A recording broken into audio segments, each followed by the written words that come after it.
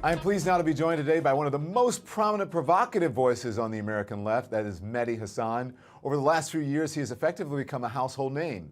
But even if you're not familiar with him, you've almost certainly seen one of his viral tweets or old MSNBC monologues. Like me, earlier this year, he made the decision to venture into the world of independent media. He is the founder and editor-in-chief of Zeteo. Mehdi, thank you so much for joining us for that fancy name, Zeteo. I appreciate it. We love that you're here. I love that you're a part of independent media. We both are. We're going to talk about that a little bit later on, but let's dive right into this, right? Because there is a lot going on around the world. There have been a lot of developments in Israel and Gaza over the last 48 hours. Israel's chief intelligence officer has resigned. There have also been more than 300 bodies reportedly discovered in a mass grave outside of Nasser Hospital in southern Gaza, Mehdi.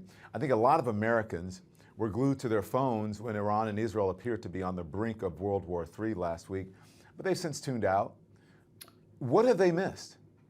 They've missed a lot, but we're not just tuning out because Israel and Iran are thankfully not on the verge of World War III as we speak. They've also tuned out because our media, our mainstream media, has decided that the antics of a few students on a college campus in New York is more important than covering dead bodies in a mass grave, possibly executed by Israel, or, of course, the ongoing Israeli investigation or lack of investigation into their own intelligence failures on October the 7th.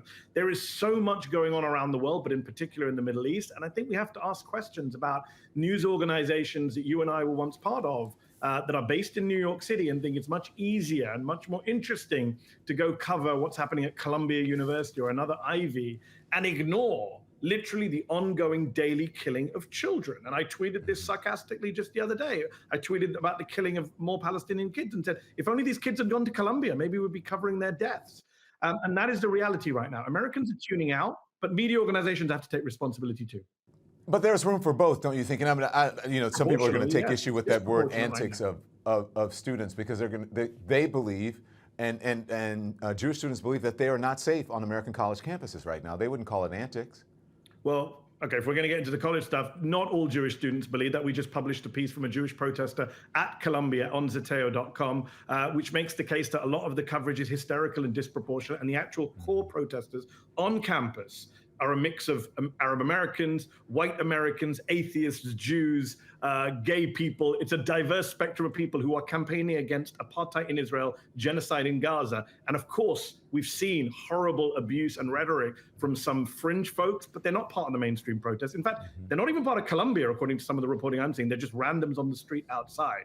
So let's just put things in perspective. By the way, Don, have you noticed that all the coverage is just of a bunch of Ivies? There are thousands of universities and colleges in America. This is not happening on universities and college campuses across America. Let's put this stuff into proportion. Let's give it some kind of sensible, non-hysterical coverage. Let's be balanced. For example, Muslim and Arab American students have been doxxed, attacked, abused. They haven't got the same level of coverage. And then let's remind ourselves that, yes, we can cover both. Of course we can. Zeteo's covering both. But it's about proportion. Right now, in the view of many people, there is a genocide going on in Gaza. Even if you don't believe it meets the bar of genocide, there's a horrific humanitarian situation and man-made famine. It is the biggest crime of our lifetimes, maybe. Two things. Let me get in here. Let me get in here, Mehdi, because two things. Number one, I want to talk about the genocide thing, the G word. But I went to NYU. I don't live far from NYU, and I went to, just sort of witness it because the night before, helicopters everywhere, and there was unrest there. I didn't see any violence until the police stepped in to try to break it up. And it was peaceful. There were people there that were talking about divest, mostly white kids on an American college campus. So I didn't see all of the, the sort of the hyperbole that you hear in the media about it. Listen, there are people out there who are saying things that are awful, that are anti-Semitic, and they should be removed. Agreed. And that shouldn't happen. 100%. Agreed. There's no debate about that. Okay, well, let's talk about genocide. You don't shy away from using that word in regard to the IDF's operation in Gaza.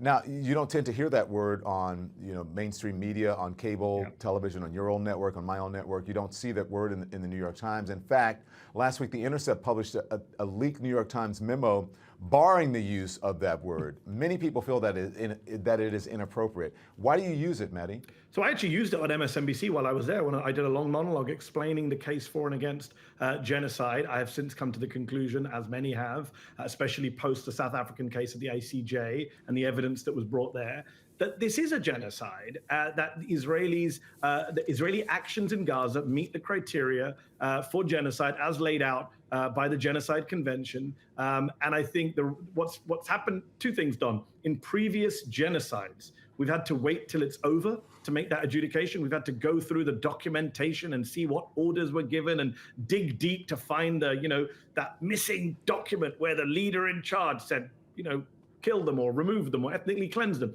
In this one, they're saying it out loud. They're saying it openly. The South African case was built on multiple pages, Don, of Israeli ministers and officials saying, wipe them out, burn Gaza to the ground, let's do a Nakba, ethnic cleansing again. They're like Amalek, we need to destroy them. They're like animals, we need to cut off power. All of those quotes, we can go on all day. Where the genocidal intent is out in the open. One minister talking about nuking Gaza on a couple of occasions. Netanyahu just suspended him for a day. So the intent is out there. The actions are out there. And the other thing I would say is we hold Israel to a higher bar than any other country. This administration, the Biden administration, Don, as you know, you've covered it, called Ukraine, what's happening in Ukraine, a genocide. Joe Biden just very casually, as he was walking outside the White House chatting to reporters, said, yes, I think it's a genocide. They say what's happening to the Uyghurs in China, in Xinjiang, is a genocide. It's funny that we don't have the same contortions, the same controversies, the same arguments over those labels, even though Israel has killed proportionally far more children, for example, in Gaza than Russia has in Ukraine. I was going to say it's about proportion, but if you look at the numbers, that's tough. Listen, you're a journalist, and journalists want people to absorb the message and understand the message, and there's a reason I'm asking that question, because I think a lot of Americans who are disturbed by the humanitarian crisis, they are disturbed by the humanitarian crisis in Gaza. They are very sympathetic to the Palestinian people.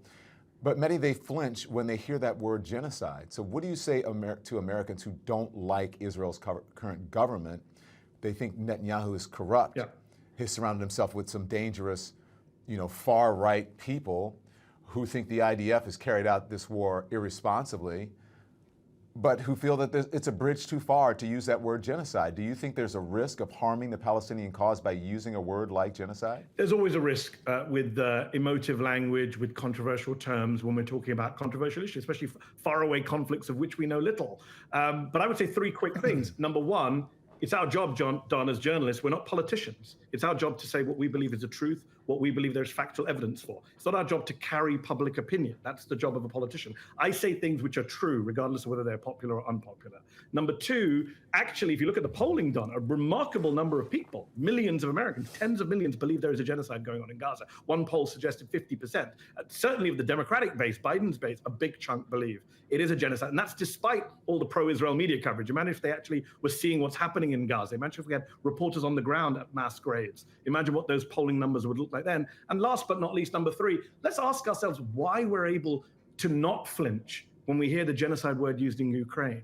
But in Gaza, we do. Is that because we dehumanize the Palestinian people? Is that because we don't see Palestinians as equal human beings like everyone else? Why do we flinch in one case, but not the other? Well, let's proportionality. I want to talk about that because I had Scott Galloway in. But just let me follow up on something that you said right there. You said that you believe that Biden's base. Do you think that liberals see things differently?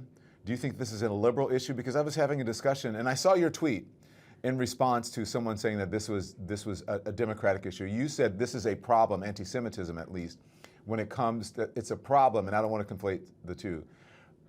Anti-Semitism is a problem on the right and not a problem for the left. All right, let's just separate out very quickly two things. Number one, Biden's base, clearly the Gaza issue is seen through multiple different lenses. And then anti-Semitism is a whole nother issue. I'll come to that one second, just on the base. It's a good question you ask. If you look at the polling, yes, you do see a division between Democrats and Republicans on who they support or who they sympathize with in the Gaza-Israel conflict. But actually the biggest gap you see in the polling, Don, in this country is generational. It's astonishing. Yes. If you look at over 65s, fully supporting Israel. Those young people who I spoke to on college campuses, some of them were Jewish people, and they support the Palestinian cause, and they support because the it's protests generational more than it is campus. ethnic or party affiliation or ideological. Why is that happening? I think young people are much more familiar with issues of justice, much more familiar with what's happening in the world, much more willing to recognize the humanity of Palestinians in the way that older and whiter Americans probably aren't and haven't been used to over the last few decades. You think they're educated about the history of the region? Not everyone. Let's not make sweeping statements. We've seen students being unable to identify the river to the sea, and that's, those are great gotcha, great late night comedy clips. Look, I don't think it's just about education. I do think it's about how you view the world.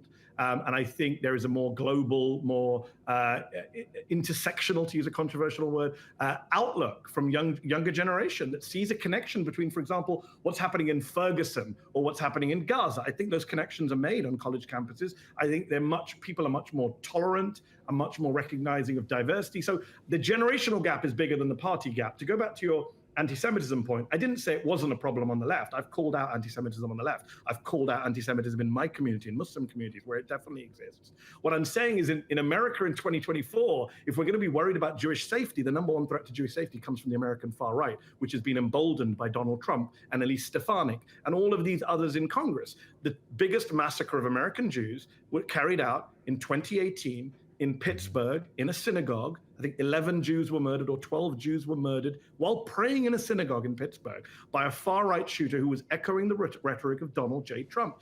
I just find it astonishing that we didn't see this kind of hysteria about Jewish safety when Jews were being gunned down in synagogues, but we're seeing it now when Jewish students are calling for a divestment from Israel. I just find it bizarre. Well, and listen, don't forget about Jews will not replace us. Very fine people on both sides. We go through the far-right list. We have Donald Trump hosting a Holocaust denier at Mar-a-Lago, and now we have Republicans in Congress posturing as defenders of Jewish communities. It's the greatest hypocrisy I've seen for years. I had my friend Scott Galloway on the show earlier this week. It is not aired yet, but we taped it on Monday. He argues, I should say a few days ago, because people are going to see this at different times. I saw his arm. But he argues that Israel is prosecuting the war more humanely than any other conflict that America has been involved in. He said the civilian to combatant ratio is lower than Mosul, lower than Japan, lower than Germany. He says that it's a strange, different standard for Jews and Israel. It's ridiculous. Let's just talk about numbers. The former UN Undersecretary General for Human Rights, Don, has said that the kill rate in Gaza, the rate of killing, is the highest kill rate of any conflict in the world since Rwanda in 1994. Rwanda, of course, being a genocide that we all agree was a genocide.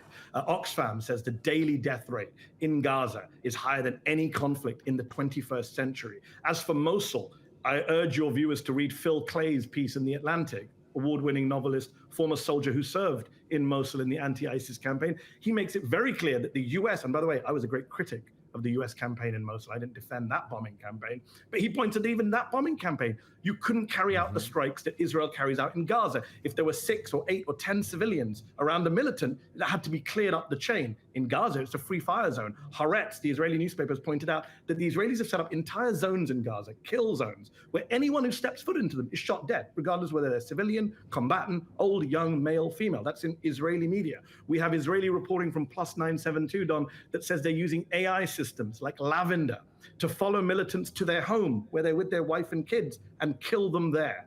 Right? So we, and every human rights group in the world has called out Israeli war crimes. Do I trust Human Rights Watch, Amnesty International, Beit Salem, Physicians for Human Rights, the UN human rights investigators, or do I trust Scott Galloway?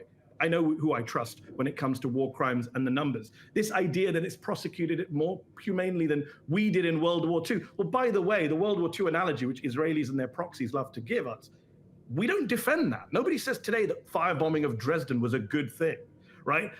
We came up with the Geneva Conventions. We came up with the Universal Declaration of Human Rights post-World War II to give us a post-war international settlement, rules of the game by which everyone abides by. And what's tragic, Don, is in the last 6 months, the United States and the UK have allowed Israel to tear up those rules. And going forward, every other country will say now, well, Israel did it. We can do it. Shut your mouths. But one thing that we haven't discussed and that I don't hear a lot in the conversations is October 7th. And I think Jewish Americans believe that, hey, you guys have forgotten that we were attacked on October 7th. There are still hostages, and a lot of people died. Literally, no one's forgotten that. We talk about hostages all the time. We talk about October 7th all the time. The point about October 7th is it doesn't justify a genocide. It doesn't justify war crimes. It doesn't justify collective punishment. It doesn't justify a famine, right? There's a man-made famine in Gaza. Every humanitarian aid agency on planet Earth, Don, says that this famine is preventable, that it's man-made, that there's food nearby, that the Israelis have either blocked aid from coming in, or when they allow the aid to come in, a la World Central Kitchen, they bomb the aid. None of that is justified by October the 7th. I interviewed the son of a husband and wife who were killed by Hamas on October the 7th, and he said, please don't use my parents, the death of my parents, to justify the killing of innocents in Gaza, and I agree with him. One thing that I really appreciate about your coverage of the wars is how you've been unsparing in your criticism of Netanyahu and the IDF, but you also have been very vocal in calling out folks on both the left and the right who engage in anti-Semitism. Yes. Have you been surprised by the explosion of anti-Semitism, particularly I guess on the left, because you don't believe that it is predominantly a left issue? There's anti-Semitism on the left, but you believe it's a product of the right. Have you been surprised by the anti-Semitism? I mean, look, unfortunately, every time there is a conflict in the Middle East, you go back to 2014, you go back to 2012, you go back to 2009, there is an explosion of anti-Semitism in the West because some fools and some idiots who think they're supporting the Palestinian cause go and put a swastika on a synagogue, or go and attack a visibly Jewish person in the street, or make comments about Israel which fall into anti-Semitic tropes. And that is a problem. I do believe it's a fringe issue. I do believe it's being used now as a distraction from what's happening in Gaza. And as you've pointed out, as I've pointed out, the fact that there are a lot of young Jewish people in these protests, some of the most vocal, eloquent, passionate people protesting this war, who have been arrested in Congress, arrested outside the DNC, arrested on campus, are JVP, right?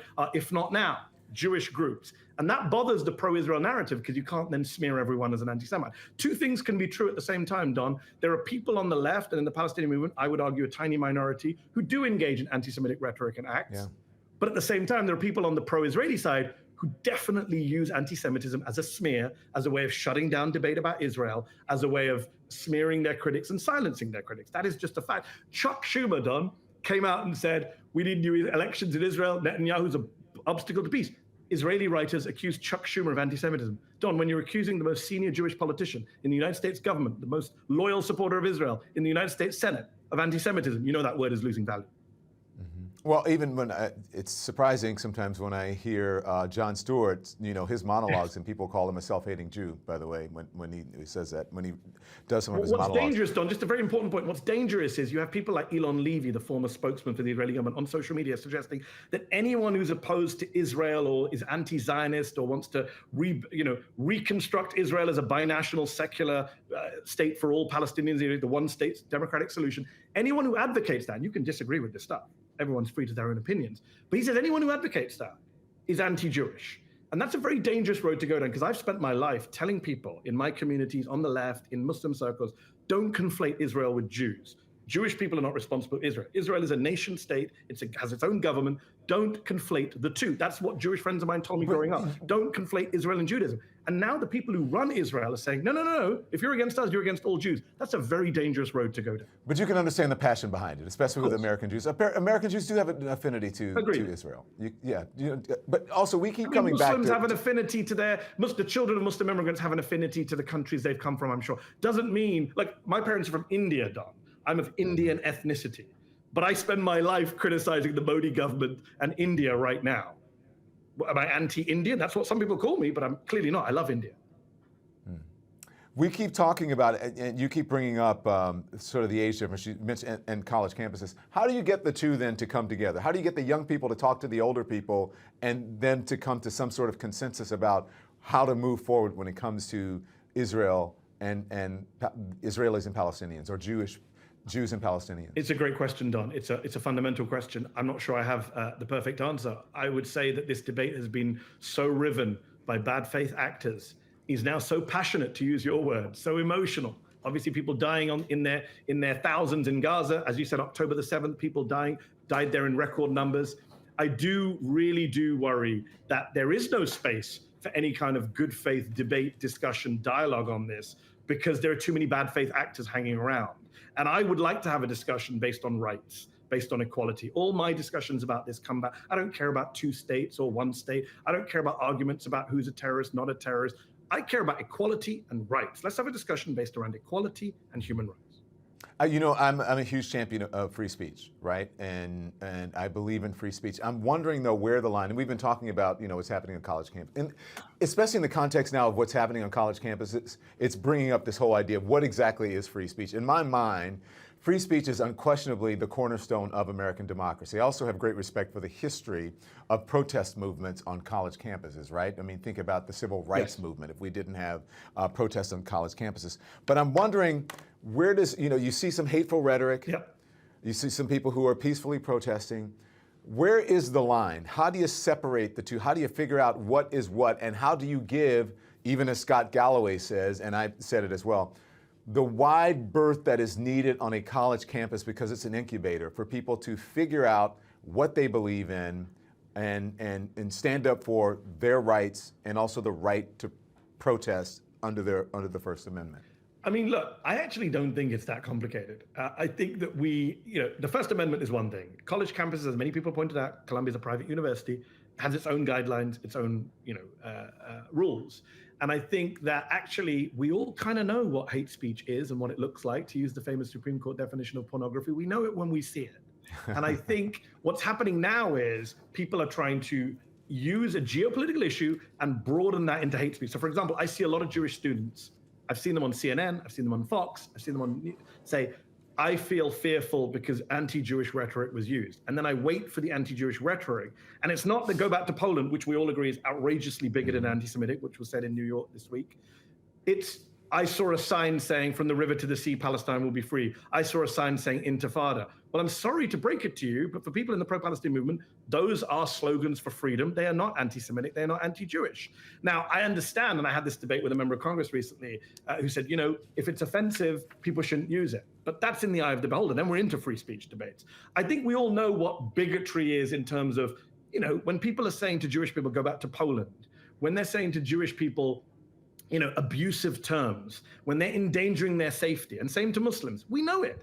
Don, I'm Muslim. I spent 20 years talking about Islamophobia, and I was told by the same people now screaming about Colombia that you guys need thicker skins. Muslims need to understand free speech. You need to understand that we get to offend your religion and your prophet. Remember Charlie Hebdo? Je suis Charlie. You need to understand that we can abuse your religion. And I said, all right, those are the rules of the game. But now we're being told, no. You can't say stuff that offends us. And what's interesting, Don, you talk about free speech. All of the people in the media, or many of the people in the media who claim to be champions of free speech, suddenly they've become pro-censorship since October 7th. They've become pro-censorship when it comes to Palestinians. Caitlin Flanagan, staff writer for The Atlantic, tweeted this week that they should please NYPD arrest all these professors at NYU. You just said you went to NYU. You did not see violence. These are peaceful professors standing in a circle protecting Muslims who are praying.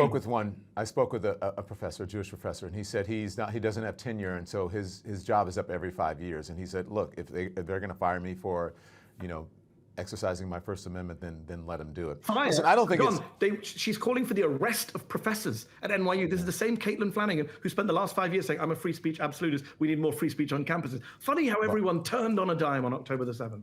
Well, listen, for me, I get your point about October 7th, but I think that there has been hypocrisy with freedom of speech for a lot of folks on the right, and especially folks in the media. Yep. Right, and especially folks who run media companies about free speech. Yes, it's like, okay, so listen, I want to be clear. Do you think, so you don't think Intifada is hate speech, right? No, hold on. The reason I set up Zeteo, Don, I said this when I launched the media company, is we don't have enough context in our media company. I'm all about context. What is the context? Intifada can be hate speech, like any word can be hate speech, depending on how it's deployed. So if I go write Intifada on a synagogue, I think that's anti-Semitic. I think that's hate speech, right? But if I'm protesting for Palestine and saying we want freedom for the Palestinians and we want a global struggle, a global uprising, which is the literal definition of Intifada, then no, it's not anti-Semitic. Yeah. Do you think that the president of Colombia, Manu Shafiq, do you think she should resign? Yes. You do?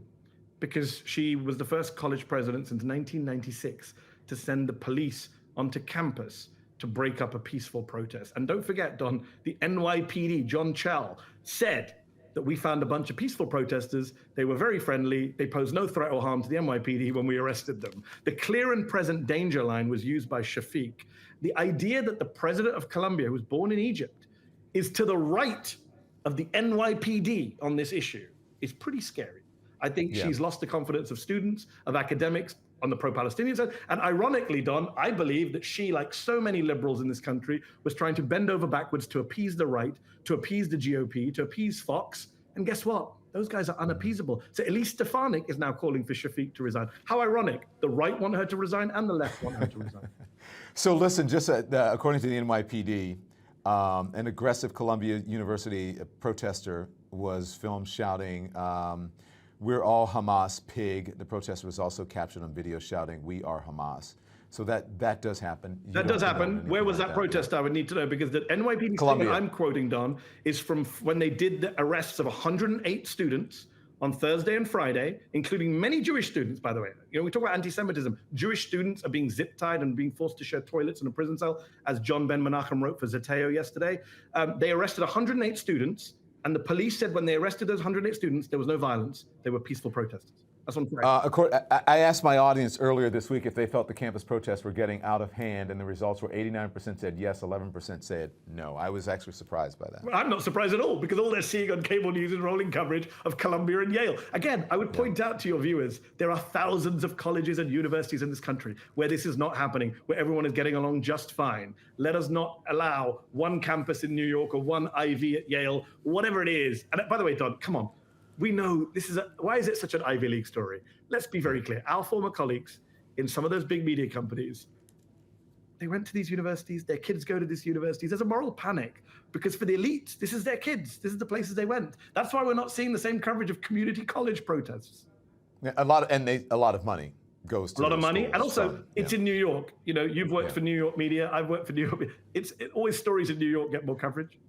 I could talk about campus chaos all day long, but I want to move on now to talk about a related topic, and that is possible convention chaos, because the Democratic convention, particularly Democratic convention chaos, the DNC convention is going to be held in Chicago this coming summer. Our older viewers will know that there is a deep history between the DNC and Chicago.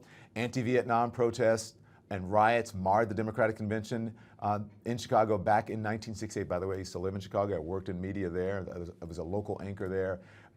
Interesting city. Do you think we're going to see that sort of unrest again this summer? Yes, I fear we will. I fear the Democrats are digging their political grave. If they carry on in this direction, I've been saying this for months. I've been saying this since October the 8th, that if they carry on in this direction, they will, lose to Donald Trump, lose the Senate. And it's why so? What do you mean by that? Because Democrats cannot win without support of young voters. Despite young voters always being attacked as people don't turn up, they're apathetic. Actually, all the data shows, if you look at people like John Della Volpe at Harvard, who's produced the data on this, the Democrats could not have won in 2018, the House. They could not have won in 2020 with Joe Biden. They could not have stopped that red wave in 2022 if it wasn't for young voters. And if young voters decide to stay at home, if young voters decide to vote third party for Cornel West or, God forbid, RFK Jr., then you are going to see an unnecessarily even more close election than 2020. And I just don't understand why you would antagonize your base in this way, why you would really go out of your way to, look at the statement that Biden put out on Columbia, completely one-sided. That is just going to alienate more and more young voters who are going to say, you know what, we don't want either of you. We don't want Biden or Trump. You're as bad as each other. And they will stay at home. And not just stay at home, they will create scenes in Chicago. As you said, 1968 is a great analogy. I mean, LBJ, Joe Biden, Vietnam, Gaza, a domestic president who does a lot of good domestic stuff, but throws it all away for a foreign conflict. Yeah. So I have to ask you, listen, and be honest with me, considering everything that's happening, everything that happens in the news, if the election were held today, who would win, Trump or Biden? If it was held today? Yeah. I mean, I hate doing predictions. I gave up on predictions in 2016 after Brexit and Trump. If you look at the polls, if you look at the kind of momentum, probably Trump with a gun to my head. I mean, it's so close. This is the point. Like, either person could win. Anyone who says, oh, Trump's won or Biden's won, they're lying to you or they're a fool. Even with him sitting in a courtroom and down in Lower Manhattan and, 4 court cases and, I wish people took this stuff seriously, but people have not taken this stuff seriously. Partly, again, I'm sorry to say, the blame is on Joe Biden and the Democrats. They did not make Trump's criminality a big enough political issue. Joe Biden said, I want to stay above the fray. Merrick Garland said, I want to stay out of it. And you know what happened? Donald Trump was able to frame the entire thing as a witch hunt, as partisan, as people abusing the DOJ. In fact, Joe Biden and the Democrats should have come out much earlier, on January 21st, 2021, and called out Donald Trump's criminality from day one. But listen, he walks out of that courtroom every day and he has the world is at his feet when it comes to the media. And he makes a statement. Every camera, every news camera is trained on him. Every station is going to take it live or whatever. So do you think the media coverage of Trump is broken? Oh, it's 100%. It's always been broken, and it's broken more now than any time since 2016. 2016 was a disaster for U.S. media, and CNN played its own role. Even your former boss, Jeff Zucker, held his hands up and said, we gave too much coverage. We covered too many of his speeches uncritically live. We showed the podium waiting. We let him phone in interviews. 2016 was a disaster. In 2020, there was some improvement, Don. I think journalists slightly woke up to the threat of Trump. There was a little bit more coverage of his racism and his authoritarianism. Then January 6th happens. Everyone's like, wow, he's really bad. And they catch up with what you and I had been saying for a while. And now I feel like 2024, we've regressed. We've gone back to 2016. We're doing the both sidesism. We're normalizing Trump. We're playing the same game where he floods the zone with bullshit, to quote Steve Bannon. He gives us too many scandals and controversies to cover. And we say, hey, one guy's really, really old. And the other guy's got 90-odd indictments, 90-odd charges against him, 4 indictments. And it's just, no, they are not the same. Can we cover Trump as the authoritarian threat? It's not the lesser of two evils either, when people say that. I hate when people say it's the lesser of two evils. So I'm on the left, and people are having this debate where people are wondering, Biden's Gaza campaign, does that make him as evil as Trump? Does it make him worse than Trump? And I interviewed Alexandria Ocasio-Cortez at the Zeteo launch in DC last week, and I asked her, what do you say to people on the base who say, we can't vote for Biden because of Gaza? And she made a good point. She said, it's not about lesser of two evils. It's about who would you rather organize under? Who would you rather campaign under? Who would you rather get things done under? And I say the same thing to people. I am as critical of Joe Biden's Gaza policy as anyone else. I've made that very clear. But I also want to live in an America where elections continue, where journalists are not imprisoned, where the president is not promising to suspend the Constitution, where the commander-in-chief is not echoing Adolf Hitler. I'd rather not live in that America, Don. Well, in America, that is a democracy, and there's only one person, if they're elected, with these two, with Biden and Trump. Yeah, it's a horrible Joe Biden choice, believes in but democracy. that's the choice we're stuck with. Well, I don't know if it's a horrible choice. I don't know if I agree with you on that. But listen, I want to talk about something, because I read this and I was like, Mehdi, oh my gosh. Josh Barrow, oh my gosh. When you guys were calling for Sonia Sotomayor to step down, I understand your argument. I get it. But calling for, an historic appointment to the Supreme Court, a woman who is beloved by the left. Beloved by me, by the way. Beloved by me. Yeah. So, why? How do you convince your audience of that? Can you convince my audience that this woman should step down who is beloved? So, Don, I said to you earlier in the interview, my job is to say what I believe is true and factual, not what's popular or unpopular. It's an unpopular argument. I get that on the left, on liberal left. But the reality is, I made the case. The case is, I have PTSD from RBG and 2020. I have PTSD from Ruth Bader Ginsburg telling Obama, I'm not going anywhere, telling journalists it's misguided to call for me to go, telling journalists I'll go when it's the right time, telling her granddaughter on her deathbed, when I pass away, I want the next president to decide who replaces. None of that happened. RBJ was a great justice, but she was wrong about everything to do with her departure from the Supreme Court. And we are now stuck with a 6-3 Supreme Court because she didn't retire and because Democrats did not pressure her to retire. In contrast, Don, Republicans pressured why am I having a mind block? Is Antonin Scalia? No. Kennedy? Kennedy. My God, there you go. I'm tired from launching a media company. They pressured Justice Kennedy. They did a full court press, the Trump family, to get Kennedy off the court and replace him with a hard right operative, Brett Kavanaugh.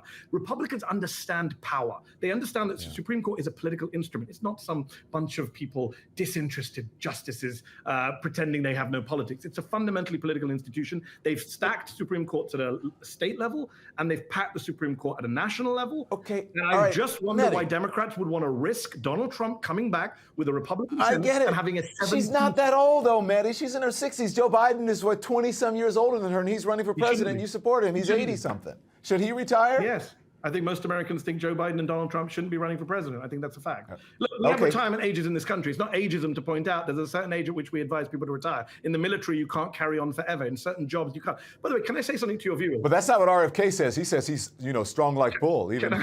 Can I say something to your viewers very important as a British immigrant to the United States? There's something called American exceptionalism, right? Sometimes it's good, sometimes it's bad. Like on guns, it's really bad.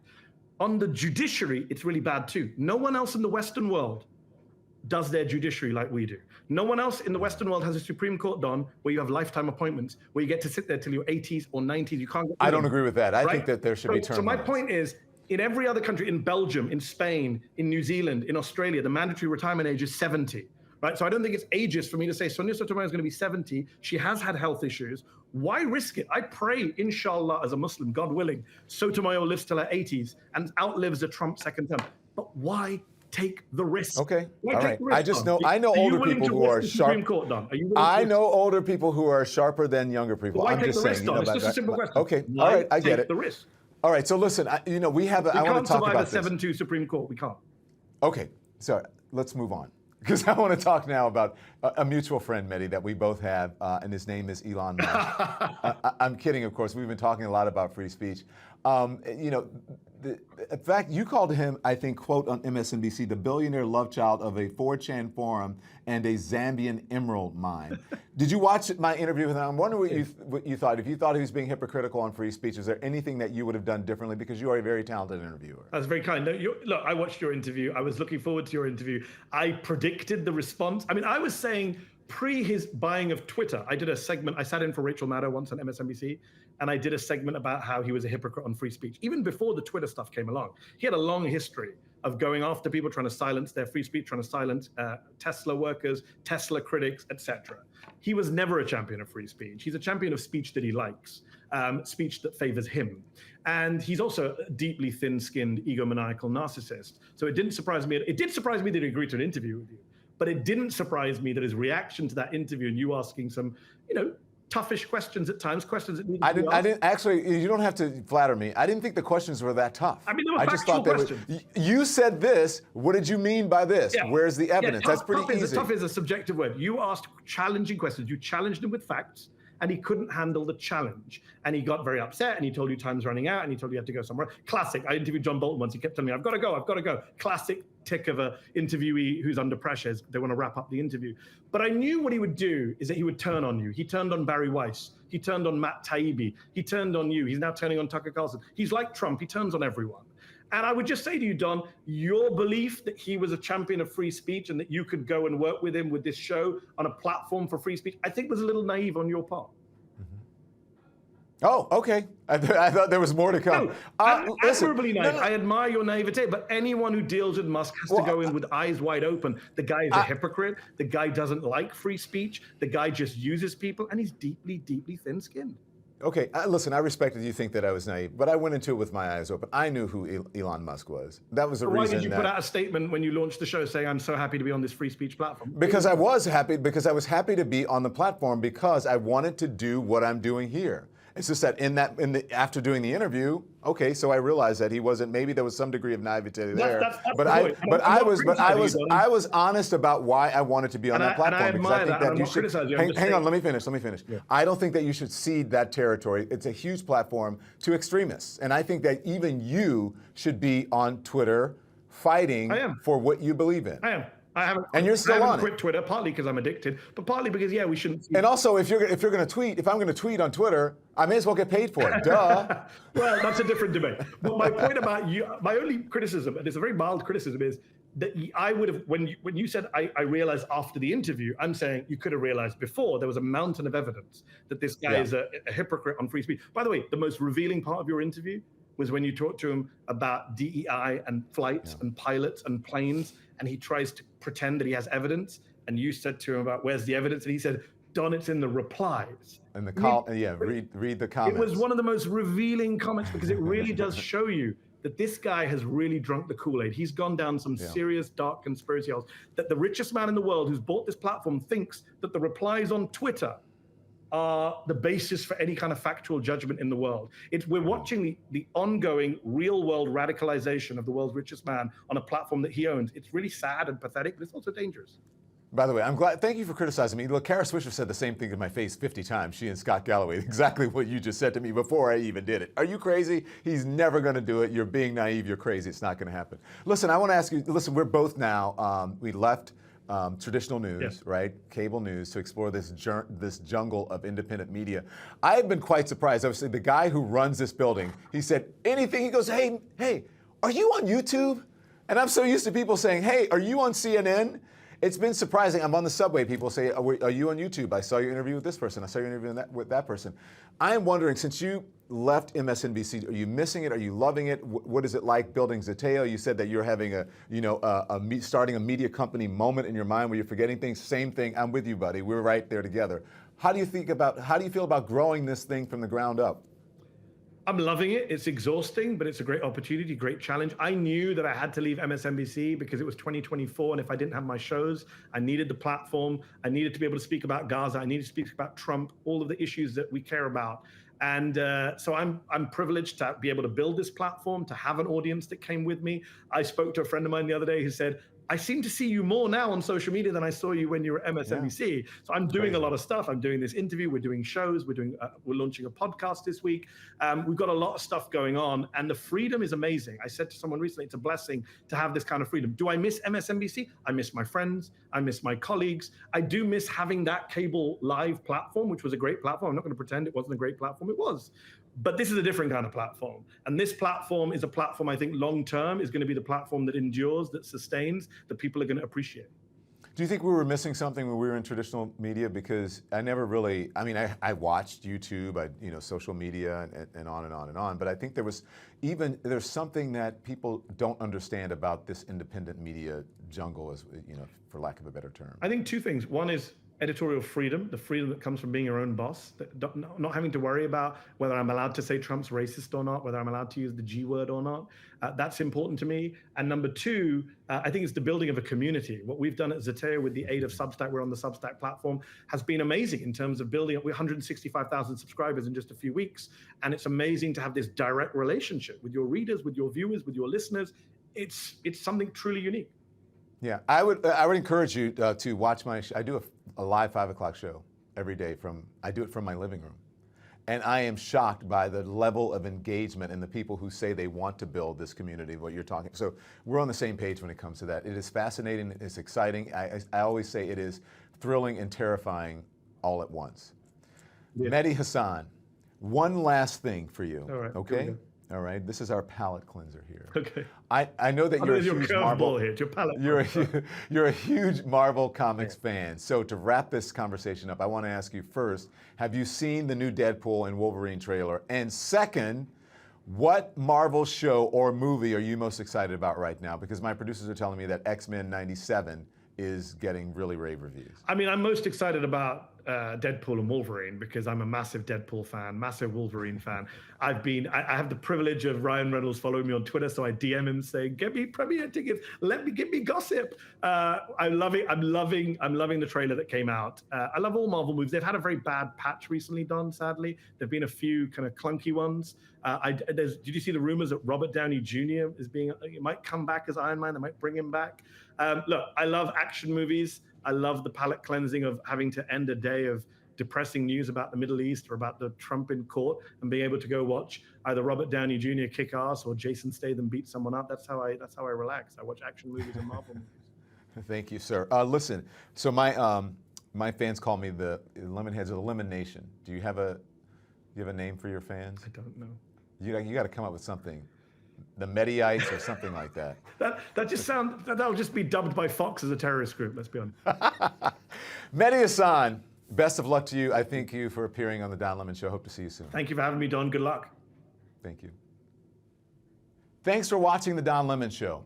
Make sure you click on the image in the top right to subscribe to my channel and the thumbnail in the bottom right to watch more content from my show. And I'll see you next time.